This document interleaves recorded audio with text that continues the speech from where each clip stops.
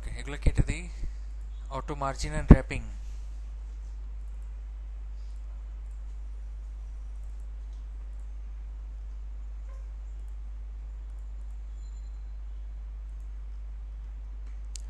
আচ্ছা দেখেন, auto margin আর wrapping এগুলো করার জন্য আপনার ডিসপ্লে ফ্লেক্সটা দরকার হবে। ঠিক আছে, শুধুমাত্র কোন জিনিসটা এক্সট্রা অ্যাড করতে হয় একটু দেখে নেন। Margin right auto, margin left auto, margin bottom auto, margin top auto. এগুলো কিন্তু সিএসএসও করা যায়। Margin auto, margin left auto, right auto, এগুলো দিয়ে কি হয় সেটার আউটপুটটাই এখন দেখতে পারবেন।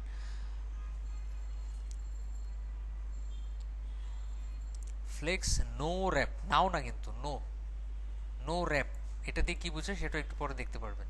তারপরে ফ্লেক্স র্যাপ এটা দিয়ে কি হয়, আচ্ছা আমি একটা একটা করে দেখাচ্ছি। ধরে নেন আউটপুটটা একটু দেখেন আগে, এইগুলো দেখেন, এগুলো ডিসপ্লে ফ্লেক্সের মাধ্যমে কি করা হয়েছে, পাশাপাশি আনা হয়েছে, আনলাম। এখন আমি যদি এখানে একটা ক্লাস ব্যবহার করি, মনে করেন যে প্রথমটাতে এটাকে একটা ক্লাস দিলাম, মার্জিন রাইট অটো, প্রথমটাতে দিলাম কি দিলাম, মার্জিন রাইট অটো। এটা ডান পাশে আরো দুইটা জিনিস আছে না, রিলোড দেন তো একটা, দেখেন সে কি করবে।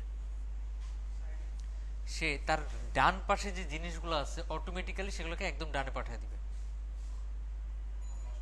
বুঝছেন, এটা আমরা আগেও দেখছি, এই যে মেনুর সময় ন্যাববার যখন দেখেছিলাম, যখন আপনি নির্দিষ্ট একটা ফ্লেক্স আইটেম বা যে কোনো একটা আইটেমের ডান পাশে কিছু থাকবে আর চাচ্ছেন সেগুলো একদম ডানে চলে যায়, তখন ওটাকে আপনি কি করবেন, মার্জিন রাইট দিয়ে 100 পিক্সেল 200 পিক্সেল 500 পিক্সেল না দিয়ে অটো দিলেই সে ধরে নিবে কতটুকু দূরে পাঠাতে হবে। বুঝেন নাই? নর্মালি আমি চাইলে কি এটাকে মার্জিন দিয়ে এটাকে 100 পিক্সেল দূরে সরাইতে পারবো না, মার্জিন রাইট 100 পিক্সেল, তাতে তো নির্দিষ্ট একটা মার্জিন পাবে। কিন্তু যদি অটো দেই সে ম্যাক্সিমাম যতটুকু পাওয়ানো দরকার ততটুকু পাবে। একই রকম ভাবে যখন একদম লাস্টেরটাতে আপনি দিবেন মার্জিন লেফট অটো, তখন এই জিনিসটা যখন একে ধাক্কা দিবে তখন কেউ নিজে সরবে না ওরা সরবে, ও নিজেই সরতে বাধ্য, কারণ ওদেরকে সরাইতে পারবে না, ওরা তো এমনি বামে আছে। ওকে মানে এই লাস্ট 3 নাম্বারটাতে যখন বলবো মার্জিন লেফট 100 পিক্সেল, তখন ও সরবে নাকি বামের গুলো মার্জিন হবে, ও নিজেই সরতে বাধ্য, কারণ তার ডান পাশে অনেক জায়গা খালি। ঠিক একই রকম আমি দেওয়ালে ধাক্কা দিলে যা হবে, দেওয়াল সরবে না আমি সরবো। বুঝে গেছে? রিলোড দেন তো, এখানে সর্বোচ্চ কতটুকু যেতে পারবে সে এতটুকু মার্জিন তৈরি করে রিলোড দেন, তাই করবে। বুঝতে পারছেন? ওকে, মার্জিন বটম অটো নিচেরটাতে আসেন, এগুলা কিন্তু নিচে নিচে আছে, মানে ফ্লেক্স কলাম আছে না ফ্লেক্স রোতে আছে, ফ্লেক্স কলামে আছে, এই যে ফ্লেক্স কলাম। আচ্ছা এখন আমি যদি উপরেরটাকে বলি মার্জিন বটম অটো, সে নিচের দিকে একটা মার্জিন তৈরি করার ট্রাই করবে যতটুকু সর্বোচ্চ মার্জিন তৈরি করা সম্ভব হাইট অনুযায়ী।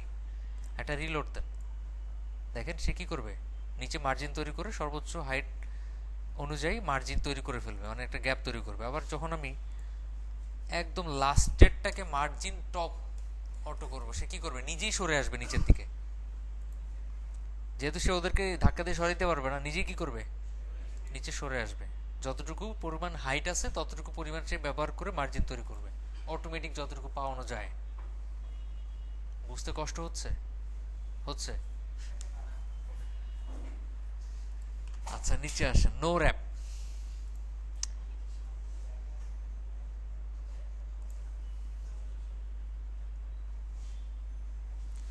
আচ্ছা নো র্যাপ মানেটা কি?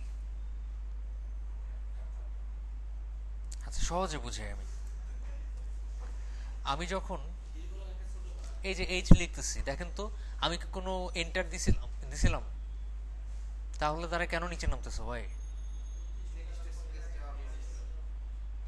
এটা নো র্যাপ করা আছে, যার কারণে নিচে নামতেছে। আমি যদি ভিউ থেকে এই যে ওয়ার্ড র্যাপটা, সরি নো র্যাপ না, র্যাপ করা আছে, যখন আমি এটা উঠা দিব তখন সেটা নো র্যাপ হয়ে যাবে। নো র্যাপ মানে সে ডান দিকে যাইতেই থাকবে, এটাকে বলা হয় কি র্যাপ।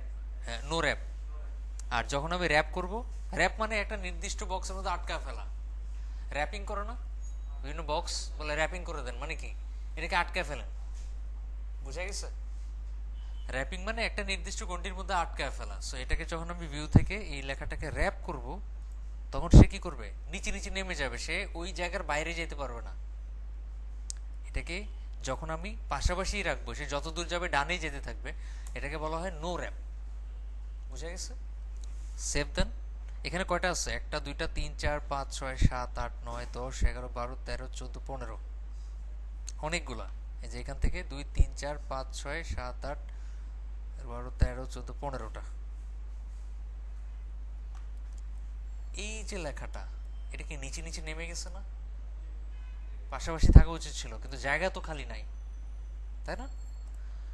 ওকে, আমি যদি এগুলাতে ফ্লেক্স নো র্যাপ ব্যবহার করি, ডিসপ্লে ফ্লেক্স করার পরে যদি ফ্লেক্স নো র্যাপ ব্যবহার করি, তখন দেখেন তো কি হয়।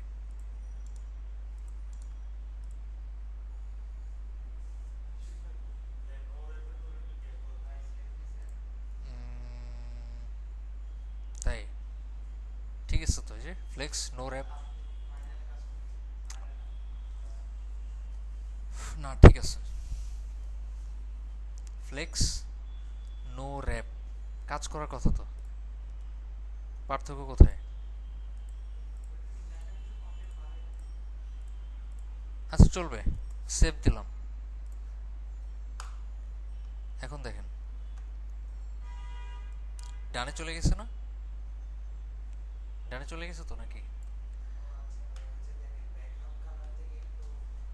হুম হুম, এখানে সে ডানেই চলে গেছে। আর যদি আমি নো র্যাপ বাদ দিয়ে শুধু র্যাপ লিখি, ফ্লেক্স র্যাপ,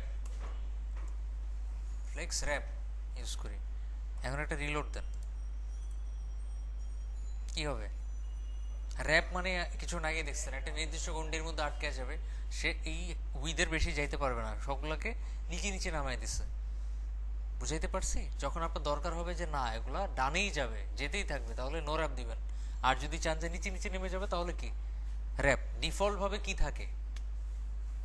নো র্যাপ থাকে। সো আপনি যদি চান যে উইথ শেষ হয়ে গেলে নিচে নেমে যাবে, তাহলে কি করবেন? র্যাপ ব্যবহার করবেন। মনে থাকবে? পারবেন? ওকে, এটা হচ্ছে র্যাপ। আচ্ছা নিচে আসি, অর্ডারিং। আমরা অলরেডি অর্ডারিং দেখছি আগে। এই যে অর্ডার 1, অর্ডার 2, অর্ডার 3 দেখছিলাম না, মনে আছে? ওকে, সো আমরা এখানে ডিসপ্লে ফ্লেক্স করলাম, ডিসপ্লে ফ্লেক্স করার পর এগুলো পাশাপাশি আসছে, ফার্স্ট সেকেন্ড থার্ড, ওই একই রকম। আপনি যদি থার্ডটাকে ফার্স্টে নিয়ে আসতে চান, তাহলে অর্ডারিং চেঞ্জ করে দেন, অর্ডার 1, এটাকে দেন অর্ডার 3, এটাকে দেন অর্ডার 2, তাহলে কি হবে? থার্ডটা ফার্স্টে চলে আসবে, ফার্স্টেরটা থার্ডে চলে যাবে। এই দেখেন, থার্ডটা ফার্স্টে চলে আসছে, আর ফার্স্টেরটা থার্ডে চলে গেছে। অর্ডারিং চেঞ্জ করতে পারবেন।